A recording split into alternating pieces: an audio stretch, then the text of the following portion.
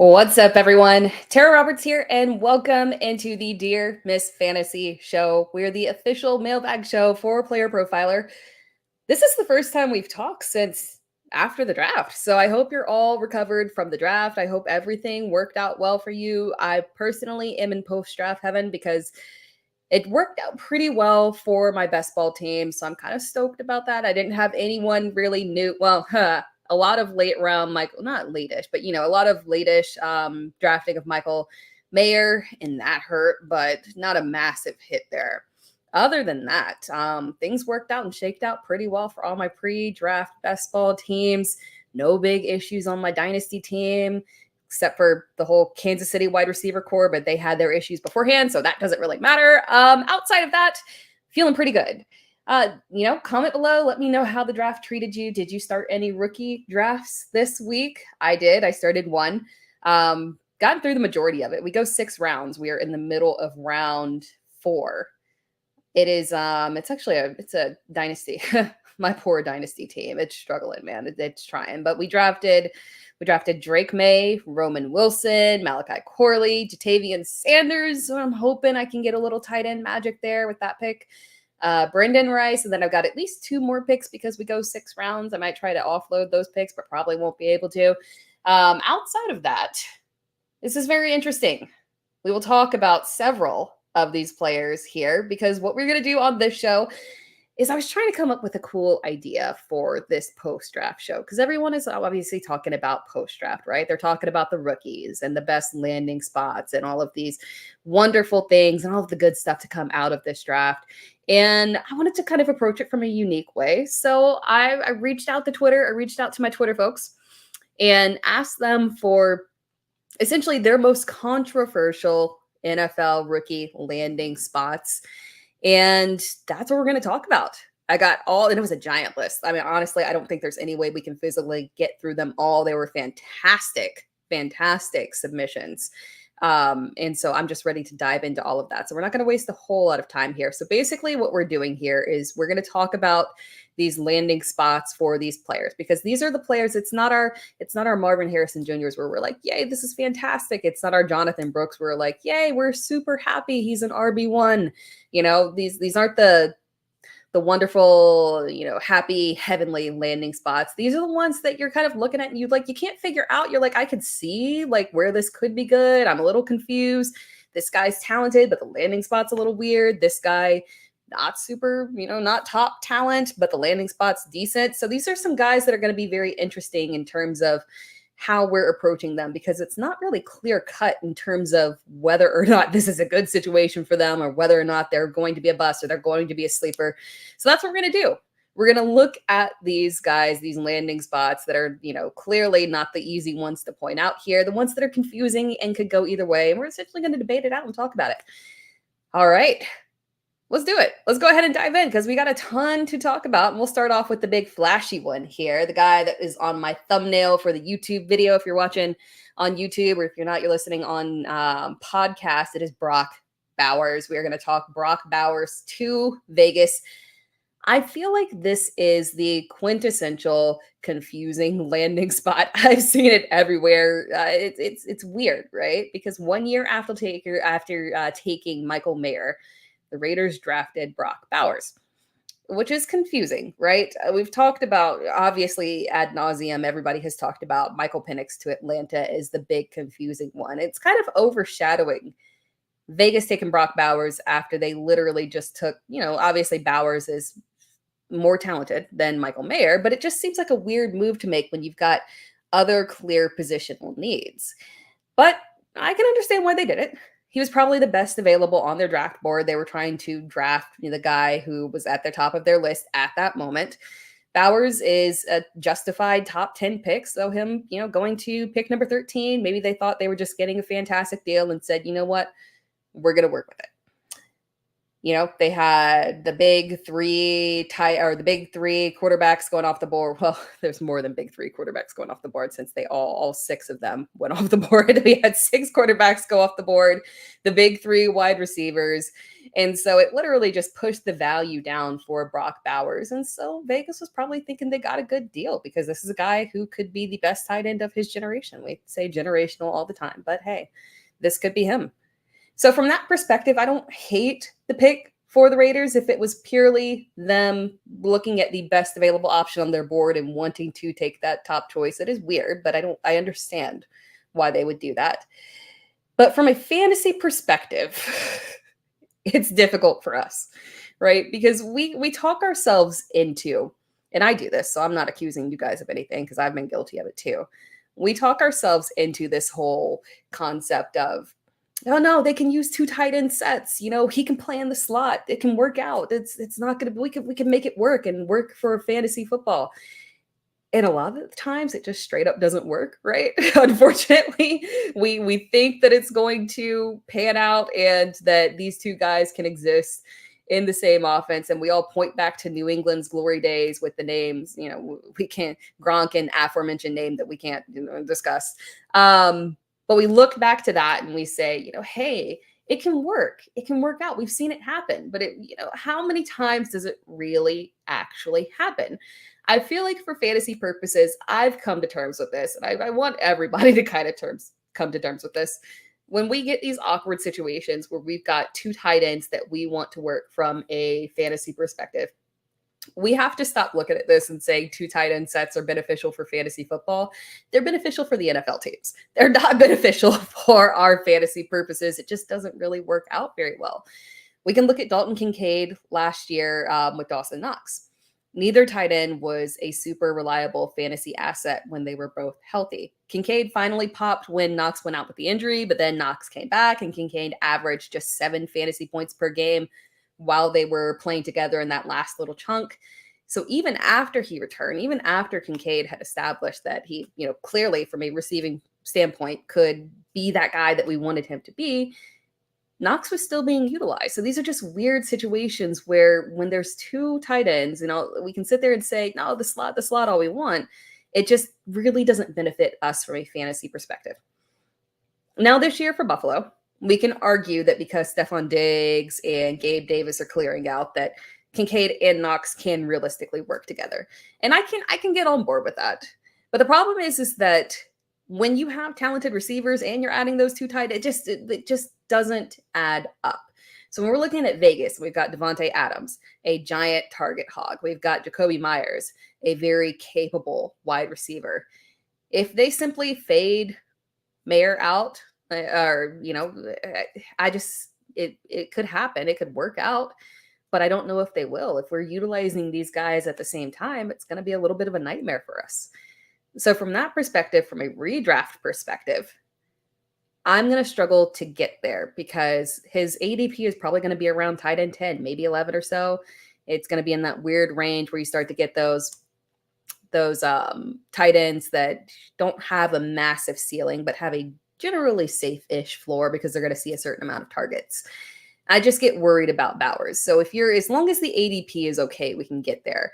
But just don't let that creep up. In best ball, it was just a struggle. It was someone that I couldn't get on board with just because of the risk and how high he had gotten in terms of ADP. But from a dynasty perspective, I'm not letting this make me fade Brock Bowers in any way, shape, or form. He still should be viewed as top 5 in 1 QB rookie drafts, clearly top 10 in Superflex, a little bit higher than that. So from that perspective, it's just this landing spot is just a pain for me in redraft. It makes it difficult for me to get there. But in Dynasty, we're still sticking it out. So it is a controversial landing spot where it's kind of half and half for me. I'm not pushing him back in Dynasty because the talent is the talent, right? But in redraft in this first year, in this situation, you get a little bit worried that everything is going to be spread a little thin and it's going to be difficult to get there. Wish him the best, but not the ideal landing spot for him from a fantasy perspective in redraft. We'll get there eventually in Dynasty. So we're not worried, but redraft, a wee bit of a problem. The next player that we're going to talk about here is Brian Thomas. Brian Thomas is an interesting one here. This landing spot, I feel like it's a landing spot that not a lot of people are really on the fence about. I feel like people either absolutely love it because they think he's going to ascend to the wide receiver 1 in this offense and overtake Christian Kirk, and it just is just number one target for Trevor Lawrence to the moon. This is it. This is what we've been waiting for. Fantastic landing spot. And then I feel like you have the people that are like, this ain't it, right? I don't like this landing spot. Christian Kirk is the one. I can't get behind this. So I don't feel like there's like a super middle ground from what I'm seeing with people. It's either one or the other. But here's the good news. I feel like we can figure out really quick exactly how this is going to work out for Brian Thomas. And some people might not like it, but I'm going to do it anyway. We're going to look at Calvin Ridley's statistics compared to Christian Kirk last year and really understand what kind of target share Brian Thomas is working with in this year one. Because on surface level, you're thinking that he steps into a big role, consistent and large amount of targets, and it's going to be fine for him. But when you dive beyond the surface level, it is a wee bit of a problem here, because this isn't a aggressively pass heavy offense. They can be. We will have, and we have had games where Trevor Lawrence absolutely goes off and gives you 4 touchdowns and he's fantastic and everybody's cooking. And that happens, but then they do try to be balanced with Travis Etienne. So it's not just aggressively fade the run and this is pass heavy. So it's a little bit deceiving of a landing spot. And there's some things that we aren't particularly factoring in when we're looking at the target share. So looking at last year, in week 1, Calvin Ridley fooled us all. He had that huge breakout game, and I thought like, oh my God, Calvin Ridley is back. I'm so excited. This is exactly what we needed. My God, our dynasty shares are saved. We waited a year. Good Lord, he's back. And Christian Kirk was invisible in that game. But then the roles reversed, and Christian Kirk became very consistent, and Calvin Ridley's production was very erratic. And the person who wrote this name on Twitter, for the purposes of this, if you're just now joining in on the live show on YouTube, these are all names that I got posted on Twitter asking people for these controversial landing spots that we're not 100% sure on. And people submitted this giant list that I don't even think we'll be able to get through in one episode. But the person who submitted this one made a really good point about what is the actual pecking order in targets, because he is thinking that he's going to jump into the wide receiver one of this is a little bit, it ain't it. So excluding that week 1 game, which was a statistical anomaly, right? Even in terms of snap count, it was just kind of weird for Christian Kirk. And then taking it through week 12, excluding week 13, because that was a game where an injury was suffered very early for Christian Kirk, and then he was out for the season. So we've got this nice little safe chunk of weeks 2 through 12 that we can look at and evaluate the targets and touchdowns and fantasy points for these 2 wide receivers. So over that time period, Christian Kirk, 55 receptions on 81 targets, 752 yards, 3 touchdowns, 14.5 fantasy points per game. It's all right, right? He's wide receiver 19 in average points per game. Over that exact same time period, Calvin Ridley, 39 receptions, 65 targets, 562 yards, 4 touchdowns, 12.4 fantasy points per game. The only thing he was able to beat Christian Kirk out in was touchdowns by 1 touchdown, which makes sense. Touchdowns would theoretically lean more towards Ridley and targets would lean more towards Christian Kirk. And when we're looking at Brian Thomas, he's going to be the Ridley in this offense, right? He's not pushing Christian Kirk out of his role. He will slide in to replace Ridley. So when you're looking at it from that perspective, who was the actual wide receiver 1 in this offense? I know in theory people want to say it was Calvin Ridley, but it wasn't. The volume didn't favor Calvin Ridley. The volume favored Christian Kirk. And here's the other problem. Consider the fact that Calvin Ridley was not even, and again, this is not an indictment on Calvin Ridley. We're discussing the Jags offense conceptually as a whole. Calvin Ridley was not actually the number 2 guy in terms of targets over that time period. It was Evan Ingram. Evan Ingram is a big target hog in this offense, and that's kind of the big problem here. When we're looking at the receiving core, we see the opportunity for Brian Thomas, but we got to remember and factor in the fact that Evan Ingram is there, and he plays a significant role in the passing game. So if we've got target hog Christian Kirk, target hog Evan Ingram, and then big play receiver that is going to be inserted in Brian Thomas, and you also got Gabe Davis kind of working in, but I do think, Brian Thomas would theoretically overtake Gabe Davis. That's not the concern for me. The concern here is that Brian Thomas probably isn't going to be super reliable. He's probably going to have the same erratic production that Calvin Ridley had. And I feel like we have to ask ourselves, is this landing spot actually kind of misleading? Was this really a good landing spot for him? On the surface, it does look juicy for this big 6'3" superstar. But in all actuality, I can't stand this landing spot for him. I don't like it in terms of the most opportunity for his production, unfortunately.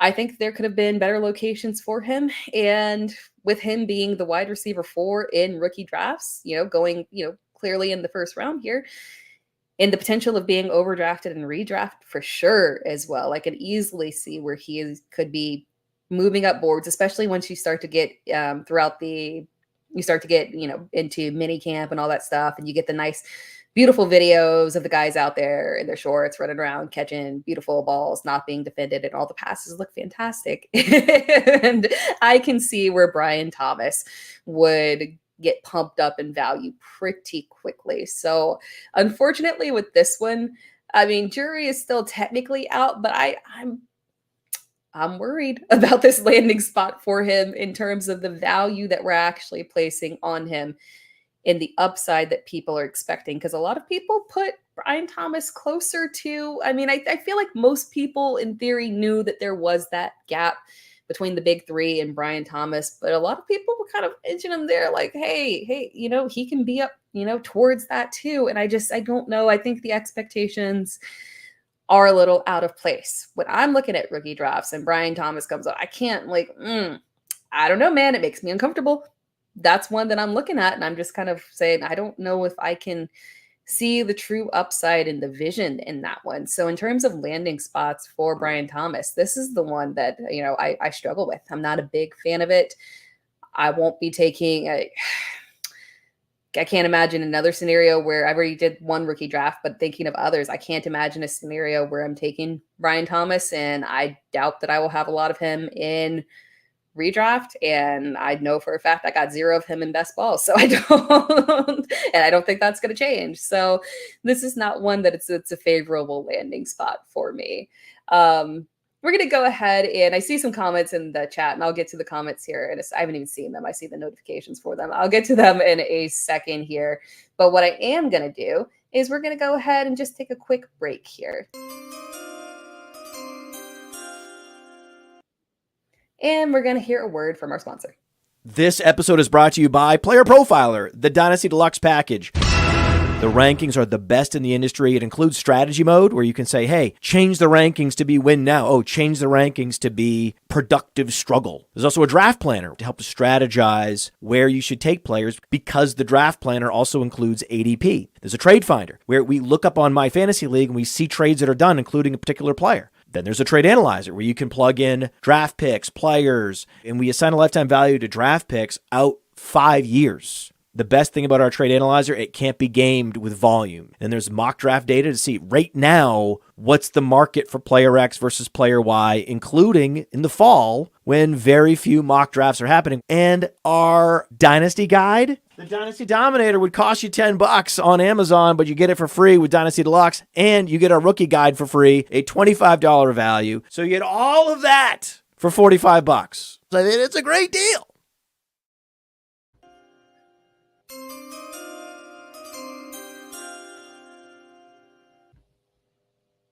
I tell you, I need a trade calculator here coming up soon because I'm going to be trying to trade up because I do not have a first round pick in a league where I really want to take some rookies first round and trying to figure out what veterans I can move for at least some late first round picks and try and make some moves there. So check out the trade calculator for sure. Before we took the break, we were talking about Brian Thomas. We got a nice little comment here from Famous J. It's a good spot if Trevor Lawrence takes a step forward. And that's a really good point here because this obviously a lot of this hinges on Trevor, who did not take the step forward that we were looking for him last year, coming off of that insane playoff game, right? Then, back half of that 2022 season, doing fine, the insane playoff game, and then heading into 2023, a lot higher expectations and wildly disappointing. We saw no progress. That one is just a little bit perplexing for me. the lack of progress that we saw and the lack of growth that we saw from Trevor Lawrence last year. So that's 100% correct. Trevor Lawrence has to take a step forward to be able to support these multiple, fantasy wide receivers. Things can be frustrating. Things can be frustrating when we're looking at these young quarterbacks that have to take a step forward. Moving on to the next controversial landing spot. I should have done some graphics with this, but I'm not a very graphically talented person, so I don't know about that. Next landing spot here is for Jaylen Wright to Miami. Spoiler alert, we're going to talk about 2 Miami players because I feel like the Miami landing spots are incredibly interesting. We'll do Jaylen Wright first. This landing spot, and I just wrote about this in an article, speaking positively about it. I actually do like this landing spot a ton because it's very fascinating to me because it's a great match, right? He is the exact player that Mike McDaniel wants. We know that he fits into the exact concept that he runs. Now, what we don't know is how much of an impact can he make in this backfield? That's the big problem here. It is a very, very crowded backfield, which in theory might make you say, dang it, I wish that Jaylen Wright had gone somewhere else where he could, at least have an immediate third down role where he wouldn't have to compete with multiple running backs. And we can make the argument for that. But I don't hate it. I don't hate it. As much as we can, say Raheem Mostert is old and he's the odd man out and he'll get injured. Hey, we've got 2 straight years where he's been healthy, despite the fact that he is 32. There are no signs of aging. There's no signs of regression. And we can't deny that obviously because of the amount of injuries that he had in his early career, he doesn't have as much tread on the tire as your average 32-year-old. So I'm not on the, fade Mostert side. I'm still on the I'll draft Mostert because his ADP is just absolutely stupid at this point. What's the point of not drafting him? But at the end of the day, he is an older running back and injuries do happen. And then we look at Devin Achane at the same time. And here's another guy that had multiple injuries last year. And that said, even though we've got these guys who obviously are going to take priority over Jaylen Wright, I don't hate it for him because third in depth chart in the Miami backfield is essentially the same thing as being second in the depth chart as everybody else because Miami's backfield easily supports 2 RB1s. We statistically proved it last year. Achane in average points per game, Achane and Mostert were both top 5 backs in PPR. So saying that this offense can produce 2 top, RB or top 12 backs, 2 RB1s, it's not a stretch. I would expect it to happen again. And when you're looking at that and you're saying, yeah, Jaylen Wright's the third back in this offense, but really he only has to get to number 2 to be fantasy relevant. He only has to push one guy out of the way. He only has to have one injury happen in order for him to get on this field and, have a chance to win and put production out there and benefit from this absolutely insane offense. So even though he's the third back there, I love the landing spot here. You can't ask for a, better landing spot as a running back because it's an ideal situation, right? We see this with Mostert and Achane. I mean, there's just wide open lanes, obviously. The Achane, ridiculous 7 yards per carry average. Mostert was at around like 5. It's a fantastic opportunity, goal line opportunities. It's wonderful, right? So we get one instance of one of these guys being out for a couple of weeks with a minor injury. Jaylen Wright's going to have his chance to get out there and showcase exactly why Mike McDaniel wanted him in this offense. Let me go to the comments here because we got one for this specific topic here. What's up, Corey? And then we've got this comment here from John Paul Taylor. This is, I'm so glad you agree. This is low-key one of my favorite landing spots for an RB with McDaniels. He's a younger, better version of 32-year-old Raheem Mostert, and we'll replace him. Achane has also proven he cannot stay on the field. Yeah, and I hate to knock guys for, injuries happening because, hey, you get injured, maybe Mostert showed it. You get injured over and over and over again. Eventually at some point you may have multiple years where you have very little issues at all. But, Achane is a smaller back. So when we're looking at this backfield, it really is a great landing spot, in my opinion. It's a perfect match for his skill set. And I do think he'll get the opportunity to get out there and showcase what he's got. So absolutely love it. Now we're going to talk about another Miami landing spot here, because the Miami landing spots are just obviously, it's Miami's offense, right? I mean, yes, we get those games where Tua has to go to the cold, and I 100% identify with Tua on this one. I'm not an island girl, but I feel like I belong on an island, and I don't want to be in the cold. And I feel like Tua, if I had to get up there and do a podcast out in the cold, I'd probably fail. So I'm not disappointed in Tua in the fact that he cannot perform in cold weather environments. But when the offense is not in the cold weather, it is absolutely electric. So any player landing in Miami is a potential plus. So let's talk about Malik Washington in Miami, because Jaylen Wright is not the only Miami player that we're sitting here questioning. Right off the bat, I don't love this landing spot as much as I love Jaylen Wright. And I don't hate it though. But I feel like it's not as clear cut as the Jaylen Wright situation, because obviously Malik Washington does fit well into the concept of this Miami offense. And from a dynasty perspective, I can still get behind it, right? But in redraft is where I have a problem with him. You'll never feel comfortable starting him, in my opinion. Even when he sits there and earns some snaps and targets, it would be very inconsistent. A big play here and a big fantasy game here, and then 3 games of absolutely nothing. And I don't really see that changing in redraft at any point this year. The third receiver in Miami just hasn't been fantasy. And it's because, obviously, not just because it's, Tyreek Hill and Jaylen Waddle. It's because the run game that we just talked about is so prolific. So opportunities will be a little bit limited for the guy who is the third in this offense. And it's tough to draft a receiver and put him on your bench in redraft, hoping it's just different from a running back situation, to hope that a potential injury opens up opportunities for this guy. You could take a dart throw at it in deeper leagues for sure, but in more shallow redraft leagues, I just don't see the opportunity coming.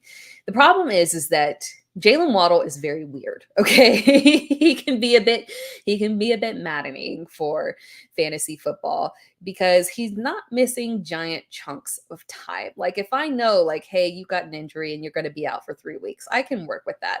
But Waddle is a strange one, for where the life of me, I don't really understand. I don't know if I've ever seen a player suffer so many mid-game injuries and just be in and out of the lineup, right? But not actually miss a giant amount of time. He's just often mildly injured.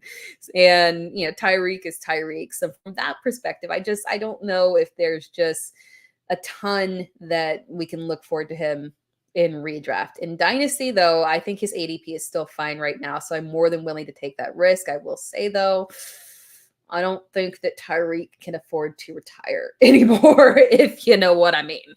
I think that 2024 retirement that was lofty, okay? And things have happened in Tyreek's life, and I don't know if he's going to be hitting that retirement age. But let me just sip my water here.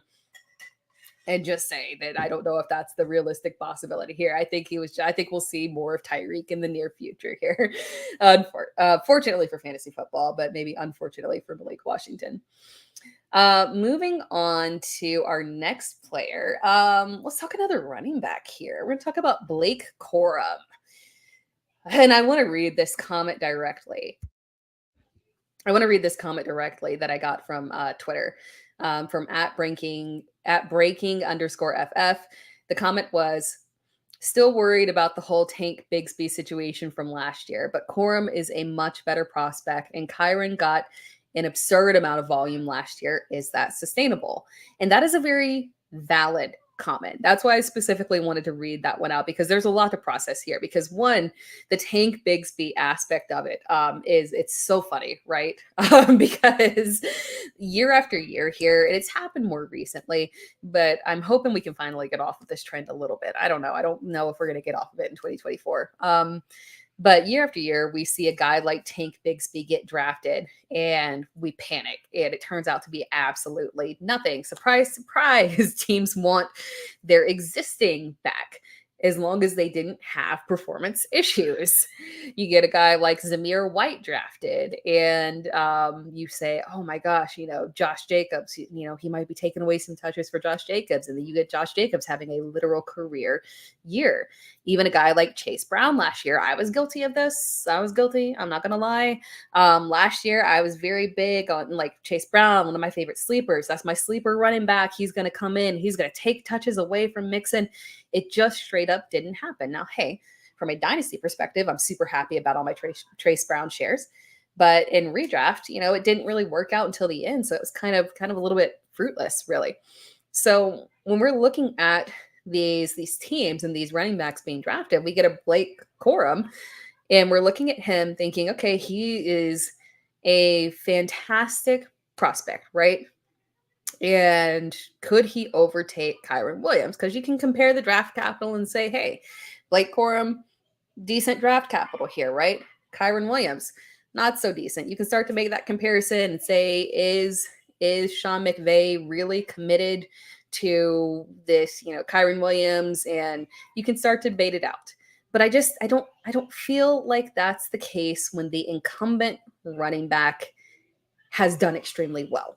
And that's where I am on the Kyren Williams side of this. And then I'm not panicking over Blake Corum being drafted to the LA Rams, because Kyren Williams was absolutely fantastic last year. A lot of times we get these players where they ascended into the RB1 role in their offense by default, right? And they had good fantasy seasons because they got pure volume, right? And that was what happened with them.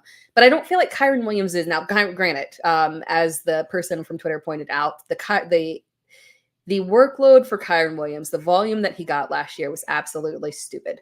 And I think Sean McVay realizes that as well. It's not sustainable.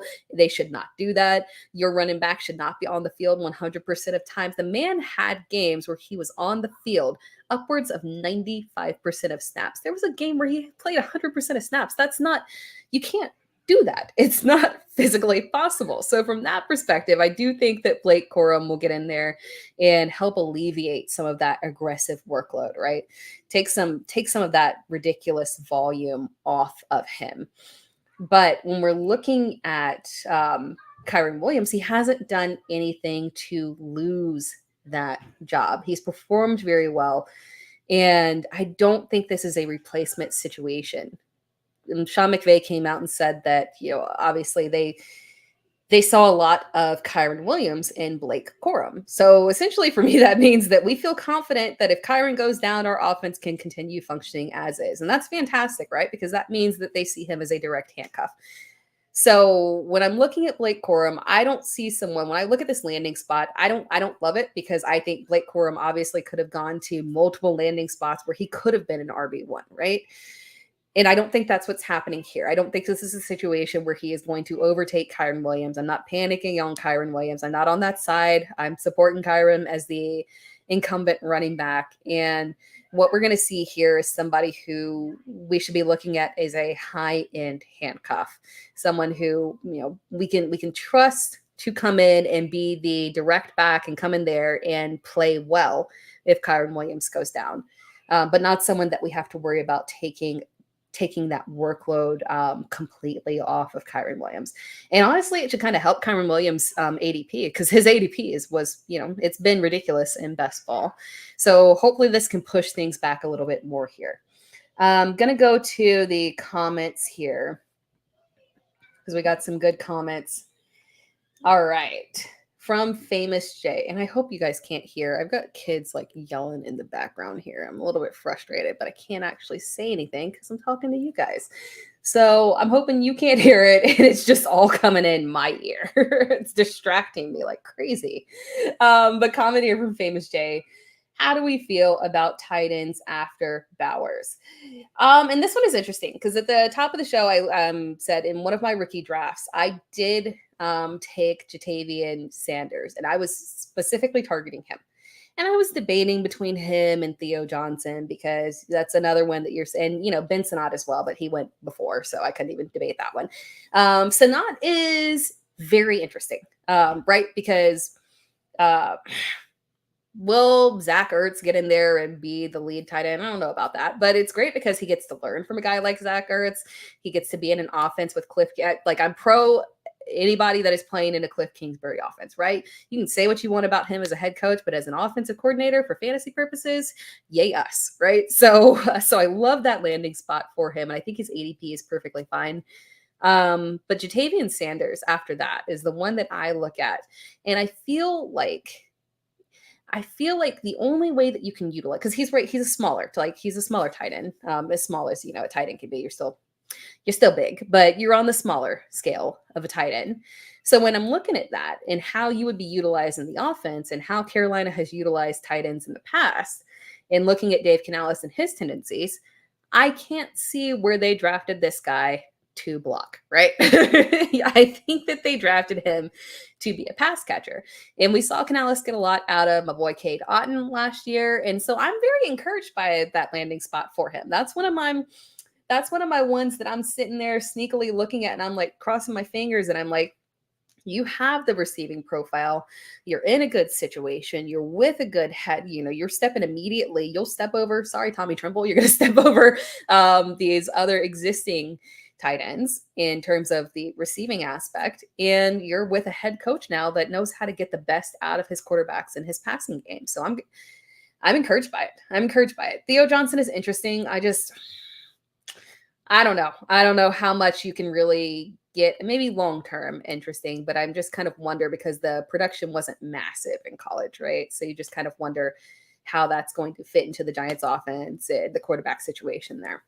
But yeah, tight ends after that, Sanat feeling good about, Jatavian Sanders feeling good about, question mark, unfortunately, for Theo Johnson there.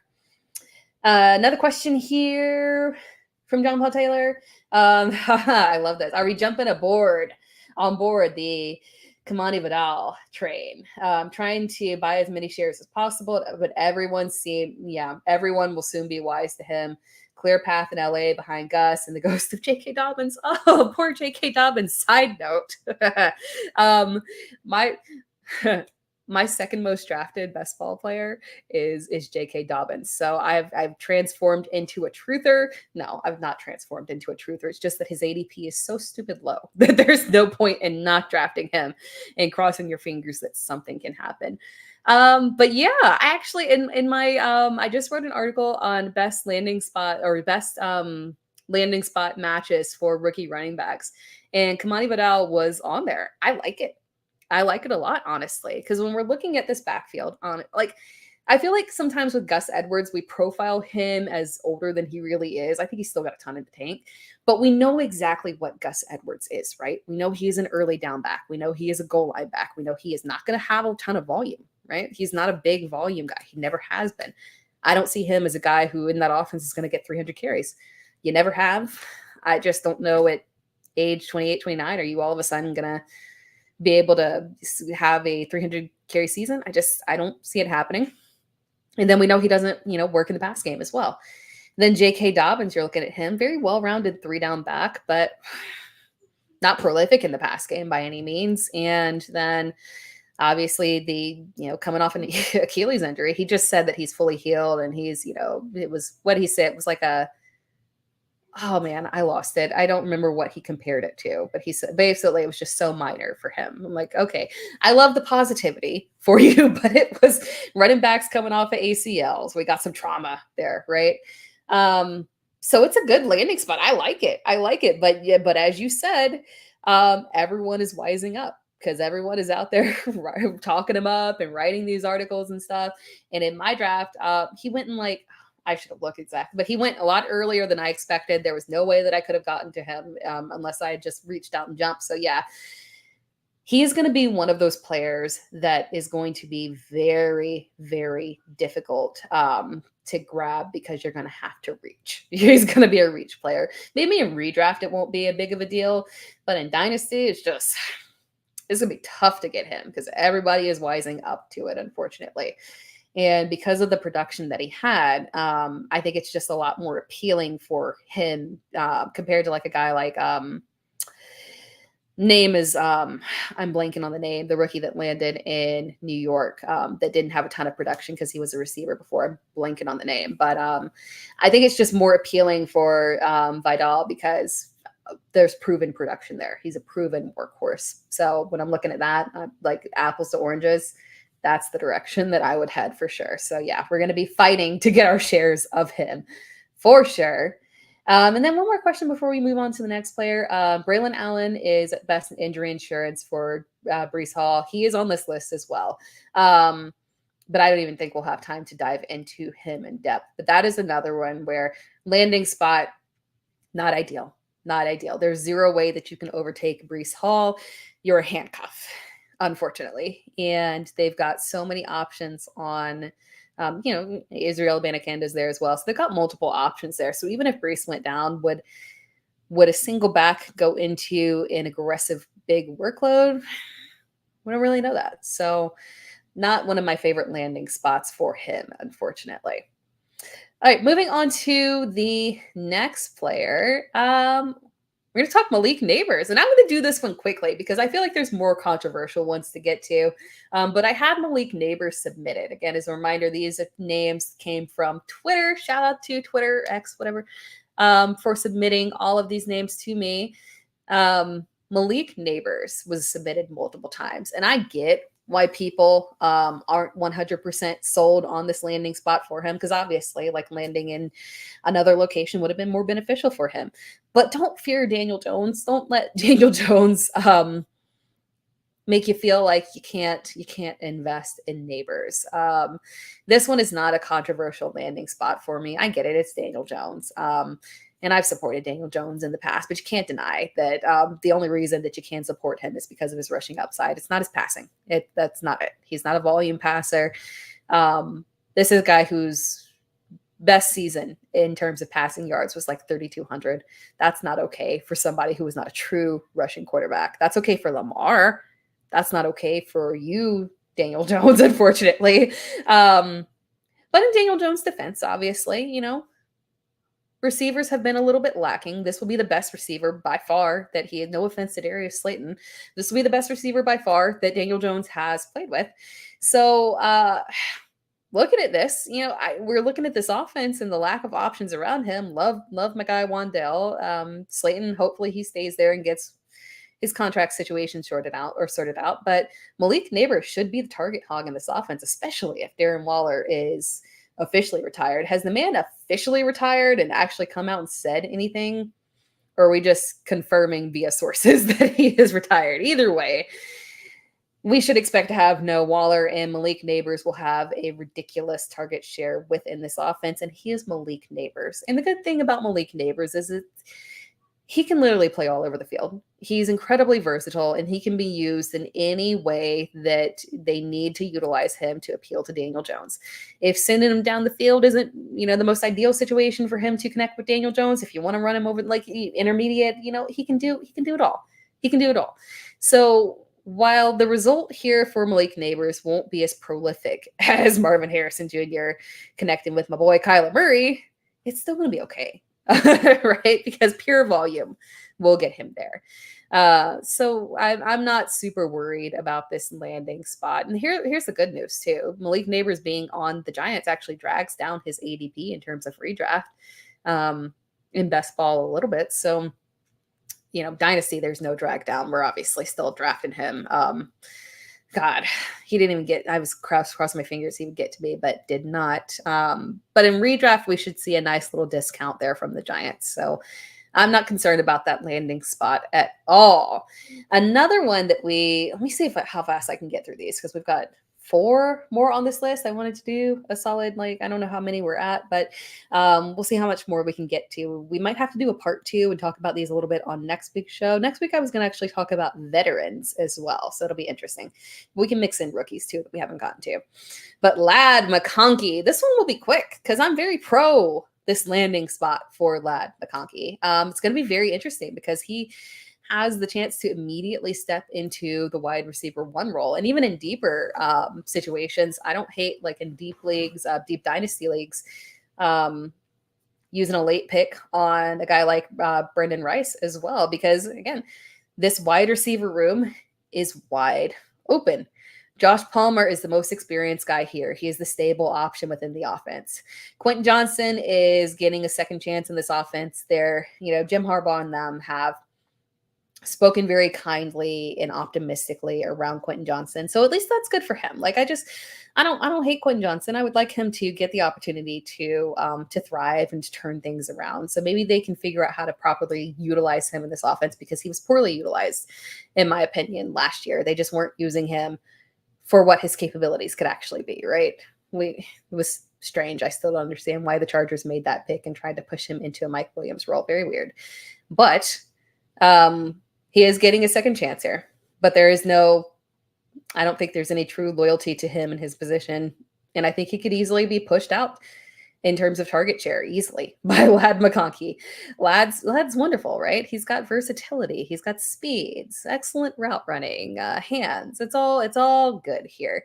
And the route running is what I love in particular, because when we're looking at what makes rookie receivers have that immediate impact, right? They don't have to have that first year development. They get off, I don't want to, not compare to Puka Nacua, because no one is Puka Nacua, but they get off to that immediate high run start and immediate impact. And the difference that actually it's a Tank Dell that I think is the right comparison here for how Lad McConkey can make an immediate impact. When you have excellent route running, that's what I look for in rookies that I'm willing to overpay for, overdraft for in redraft. Obviously in Dynasty, he's going as a late first round option, but in redraft, this is someone who I will lean into heavily, because he is exactly what it takes to immediately win the heart of Justin Herbert. That's what Tank Dell did. You get out there and you are perfect with your hands, with your routes. Everything aligns with you and you come out looking like a veteran. These quarterbacks lean into you because they can trust you.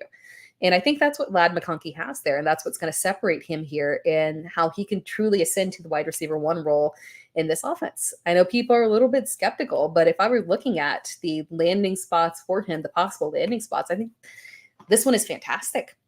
He can be that Keenan Allen that Justin Herbert is looking for. So I absolutely love this landing spot for him. It's not controversial to me. It is absolutely fantastic. Now, one that is controversial for sure, and maybe it's getting a little bit less controversial because he has become the media darling.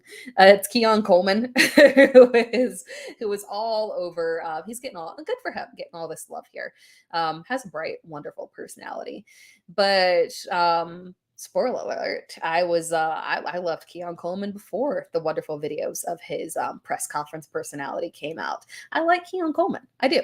He's not the fastest guy in the world. And obviously this is a controversial landing spot because people want him to replace Stephon Diggs and Gabe Davis. People wanted, with those two exiting, people wanted that deep threat, that speed demon, that Xavier Worthy, right? And they didn't get that, right? You get Keon Coleman, who is not the fastest guy. But if speed were the only determining factor in NFL success, things would look a lot different, okay? I think that Keon Coleman fits the vision of what the Bills want to be moving forward.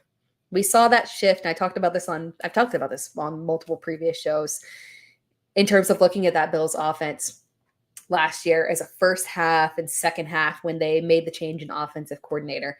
And how, previously Stephon Diggs was performing at a high peak. After that, they, stepped away not only from Diggs, right? Because I've used that as a justification to say, just pause your brakes on saying that Diggs is cooked. They stepped away from Diggs and Gabe Davis in terms of giving them high production. So once they changed offensive coordinator, both of those receivers were just straight up phased out. I think the way that they want to go is not so much of like massive deep threats and bombs and stuff like that. I think the way that they want this offense to go just really fits Coleman as a whole. And he's an athletic tactician, right? He's a guy that can catch things over the middle and then make it happen after the catch. And a passer like Josh Allen can really, really play to Coleman's strengths because he has the ability, if it were a guy like, not to pick on Daniel Jones, but if it were Keon Coleman and Daniel Jones adding up, that feels like a recipe for disaster, right? That feels like a Kenny Golladay 2.0 situation. But Keon Coleman and Josh Allen matching up, that's a good match for me. I like it. So I like this landing spot for him. If he had gone somewhere else, if he had gone to Carolina, I'd be looking at him the same way I'm looking at Xavier Legette, like, I don't know about this. I don't know. I don't feel passionately about it. I don't know if I can get behind it. But with Josh Allen, I can lean into this and I like it. But I don't feel like, in Dynasty, the ADP is up, but I feel like in redraft, we'll get a nice little controversial, dip in ADP. So it's not going to be crazy for someone who legitimately could be the wide receiver one in this offense. Ultimately, we have to see how these guys line up on the field, and we'll figure that out, right? Once they get into training camp and whatnot, we find out what these roles are. Because we got Curtis Samuel, we got Dalton Kincaid, we got Khalil Shakir, we got Dawson Knox. So, we've got options here. But I like the potential for Keon Coleman to have a meaningful role in this offense. We'll show a few more comments here from Famous J. Ray Davis could actually do better than Corum and Allen year one. Very possible. Very possible. Because I do feel like Corum and Allen are those two guys that are, landing in positions where I don't think that they're going to be anything more than handcuff opportunity. And then one question here or comment here from Mike Murray, which I think is perfect for the timing here.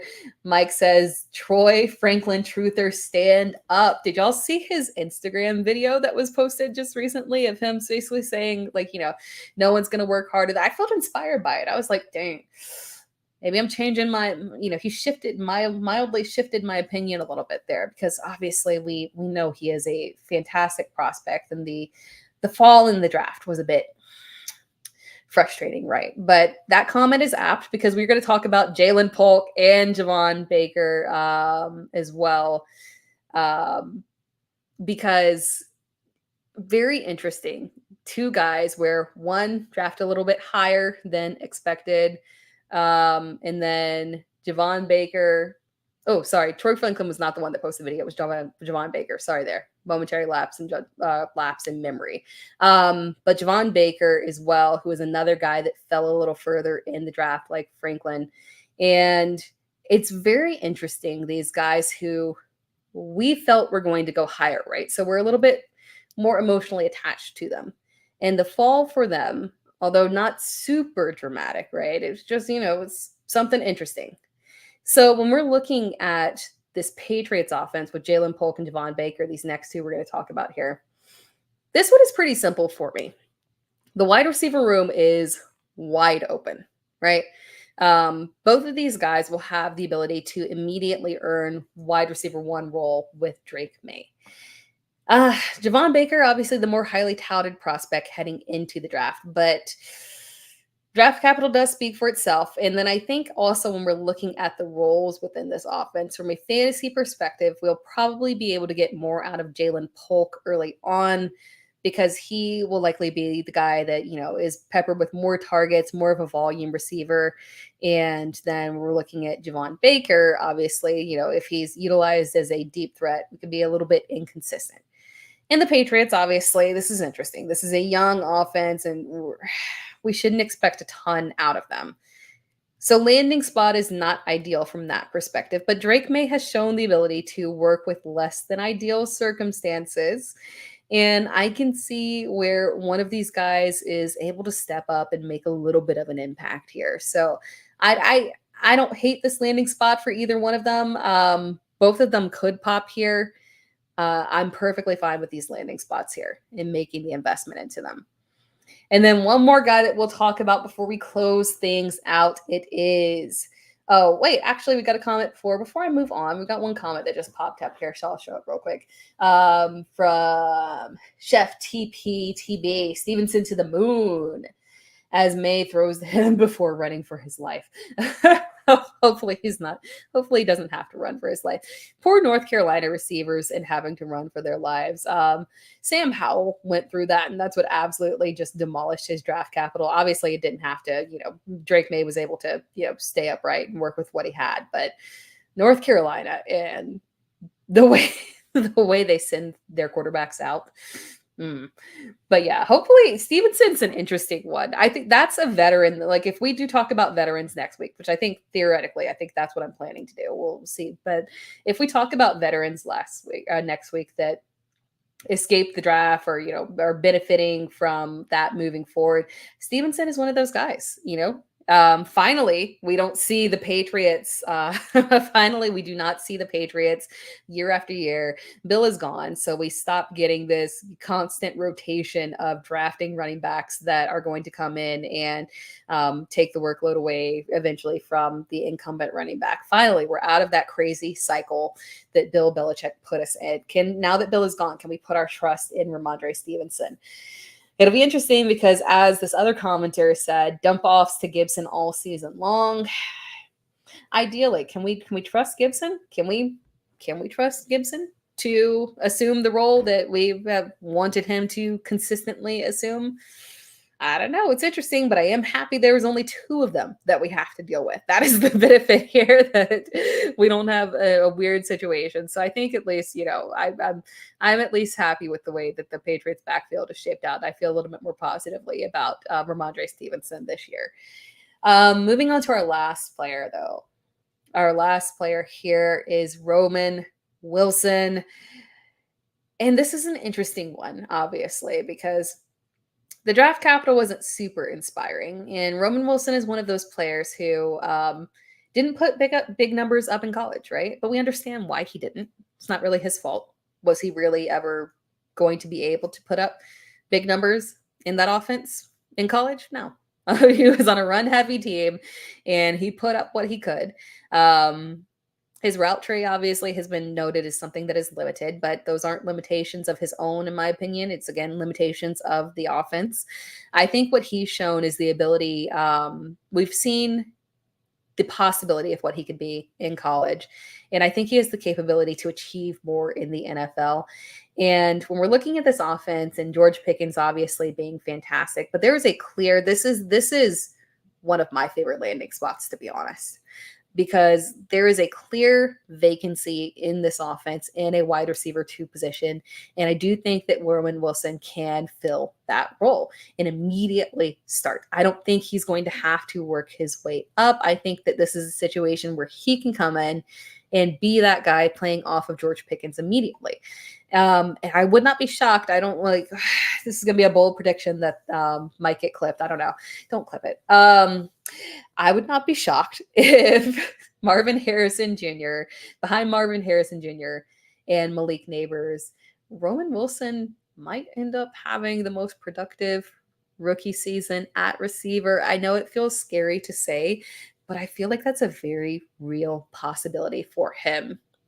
Provided, weird things in Kansas City don't happen with Rashee Rice, and maybe that pushes up Xavier Worthy. But I feel like Roman Wilson is a very sneaky candidate here to put up decent numbers as a rookie. Because, what I find intriguing about receivers in college like Wilson is that we see all these receivers that put up big numbers in college, right? And they amount to nothing in the NFL, because you can get big volume in the college and it not translate at all, because there are certain skill sets that you have to make it at that level.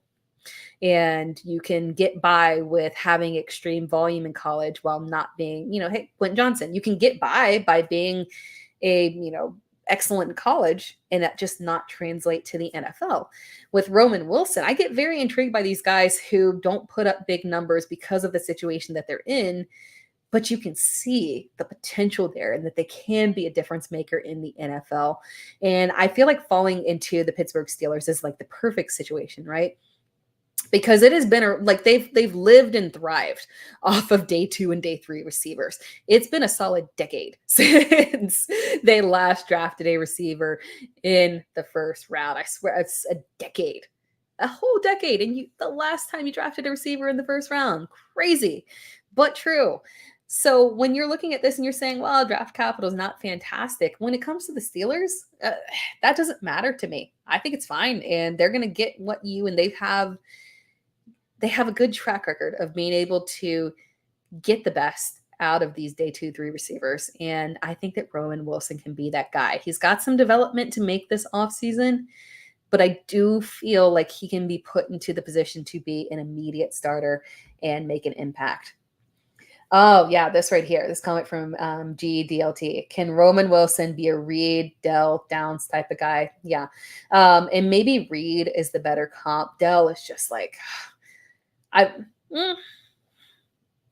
maybe the ceiling there is that Dell type of production. Because I don't know if he has that explosivity, but the type of player in terms of where you're drafted and the impact that you make on your team, absolutely, I can see it for sure. And I think it'll be a little bit, less difficult. Maybe it falls somewhere in between, right? Because Reed has had to, when you're looking at Jaden Reed's rookie season last year, he did have to work within the means of other players getting injured, right? And when everybody was healthy, the productivity wasn't there. But with Dell, is just somebody like, health aside, regardless, he was just, didn't really matter. He was going to be able to get his. So I do think, and then Downs as well, in the nice little time period that he had there before he suffered his injury. I do think that he could be that type of guy, right? That type of receiver where we're looking at him and we're kind of interested, but we're not in awe of him, right? But we're kind of interested in him, and he ends up being like one of the rookie darlings. So yeah, that's exactly how I see him as well. And then we'll do one more before we close out. This was someone who I was going to talk about, but I did not think we would have time, so I didn't make a ton of notes on this one too. But John Paul Taylor commenting, Jermaine Burton is another guy rising up draft board, should be wide receiver 3. Next year, wide receiver 2 and T. Higgins leaves. Crazy upside, crazy upside, but seems even crazier off the field. Talent for sure. Yeah, we were talking earlier about the landing spot for Malik Washington. So this is like a good little comparison here of guys that will, be in that wide receiver 3 spot, but what they can push for moving forward. And I like the prospects for Jermaine Burton better than I do Malik Washington, right? Because when I'm looking at Jermaine Burton and I'm looking at that Cincinnati offense, honestly, he fits so well into, if T. Higgins moves on, moving into that wide receiver 2 role. And after everything has happened here, I know, things get said and done and, drama happens and players do still end up coming back to their teams. But I don't know if that's going to happen for sure. I think if the Bengals experiment with Burton this year, see what kind of capabilities he has, see if he can be stable off the field this year, and if they can, get a nice little handle on him. If they feel confident with it, I would not be shocked if they let T. Higgins go in free agency and they don't, try and compete for the contract there.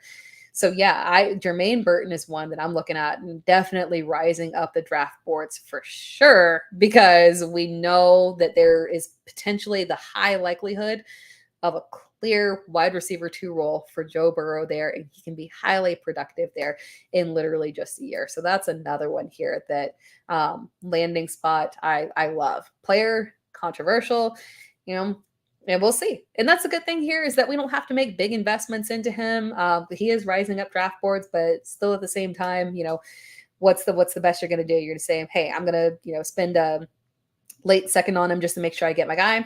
Cool. That's fine. I 100% respect the risk on that. And we don't have to make a massive investment on him. We get a year to see how it works out. I like it. I like it at all. And then one more comment here from GDLT. Chances of Kirk Cousins is the Matt Ryan on the Colts at this point of his career. I don't think so. And it's rough. It's rough because obviously coming off of an Achilles is a bummer for anyone. For a quarterback that doesn't rely on mobility, less of an issue, but it's still a major injury, right? But no, I think Kirk still has the juice in him, unless this Achilles thing just absolutely tore up his leg, which it doesn't seem like it did. We have no reports on that. I still feel positively that Kirk is still in the prime of his career, because when we're looking back at that offense, if we're looking back at what he did in that Minnesota offense last year, the man was pacing a career year. He was 100% pacing a career year. And here's the beauty of all this. Obviously, the Atlanta coordinator is not Kevin O'Connell. They're not the same person, but they do hail from the same tree, right? So if we're getting, Kirk Cousins in another off stem of the Sean McVay offense, I'm 100% on board. We're dipping into the same coaching tree. So no, I don't personally think, and I don't want to belabor the Penix thing, because I made a video on TikTok and got absolutely eviscerated, man. All the comments, this woman doesn't know what she's talking about in football. Who are you? Blah, blah, blah. Man, I'm glad y'all love. I love Michael Penix, but I didn't realize y'all loved him that much. People were not happy, but I do think that Kirk Cousins still has juice left in him, and I think we've got a couple more years left in him of this, as Michael Penix sits in waiting. I feel so bad for Penix. I'm mad at that pick specifically for Penix, because your entire career here, your early career, is now hinging on Kirk Cousins getting injured. And a lot of people say, oh, well, he won't make it through the season. That man's first injury of his career was last year. He's not an injury prone type of player. Like he's a stable guy. Okay. It was one injury, and he has been one of the most reliable quarterbacks in the NFL, and one of the pure volume guys that you could trust. Now, whether or not he's gonna win a playoff game and a Super Bowl, no, I don't believe in that. But hey, Atlanta, you made that choice. So, and I'm not here to talk about Atlanta's poor choices for their football team. I'm here to talk about fantasy football. And Kirk Cousins is he's great for fantasy football for us. He's given us, many, many wide receivers and tight ends that just absolutely thrive. So from a fantasy perspective, we're all good. I don't think we're at the end of his career here. But that wraps things up. Before I close out, as a reminder, you guys saw earlier, we have a ton of Dynasty content on Player Profiler. So make sure that you guys are checking that out. We've got Dynasty rookie rankings and Dynasty rankings recently updated. Obviously, there's been some major changes. We've got, big changes to Caleb Williams. And Caleb Williams is actually in the Dynasty rankings over on Player Profiler over Kyler Murray, Justin Herbert. We've got Marvin Harrison is the wide receiver 5 overall. Trey Benson and Jonathan Brooks, top 20 running backs in Dynasty. We talked about Trey Benson. So tons of stuff over there if you want to go and check that out for sure. As we do our rookie drafts. Good times. Almost done with one. We'll start another in like 2 weeks, and I have zero clue after that. But I wish you all the best of luck, and we're going to keep talking about it, right? Because this is going to be going on and on and on. So good times ahead as we head into the wonderful portion of the off season where we start to hear all the rumors and start to see the guys out there getting into OTAs and whatnot. But that wraps things up. Again, if you have any questions, feel free to hit me up on Twitter at It's Tera Time, ITSTERATIME. Tag me, I will respond. And if you're listening on the podcast version, please subscribe. It would be greatly appreciated. If you're watching this on YouTube, if you're watching it live, thank you for joining live. Appreciate you as always for joining live. Wonderful having all of the chats. It just keeps the show so fresh as we're going through it. So if you're watching this, not watching this live, be sure to drop a comment below. Let me know what you think. Let me know the players that you're into or concerned about, and make sure that you're subscribed to Player Profiler as well. You can also subscribe to my YouTube channel at it's the same username. Everything is It's Tera Time. It's I'm a branding person. That's my branding right there. So you can find me on YouTube as well at It's Tera Time. But that wraps things up for us. I'll catch you again next week. We will be talking more because there's so much to break down. We didn't even cover guys like Troy Franklin, Jaylen McMillan, Xavier Leggett, Will Shipley, Ricky Pearsall. Oh my God, we didn't even talk about Ricky Pearsall. Audric Estime. there's so much to still cover here. And then we got to hit up the veterans here to figure out who won, who lost, and break it all down. So there's plenty more coming. Stick around. But as always, really, really appreciate you joining in. And I'll catch you again next week. From the Podfather to you, I deeply appreciate you tuning in. And many ask, what can I do? What can I do to help support the hosts, the research they do, the production costs? Go to playerprofiler.com, Dynasty Deluxe, World Famous Draft Kit, Rankings, DFS Dominator, and of course, data analysis. Subscribe to any one of those, and you support all of us and take Player Profiler to the moon.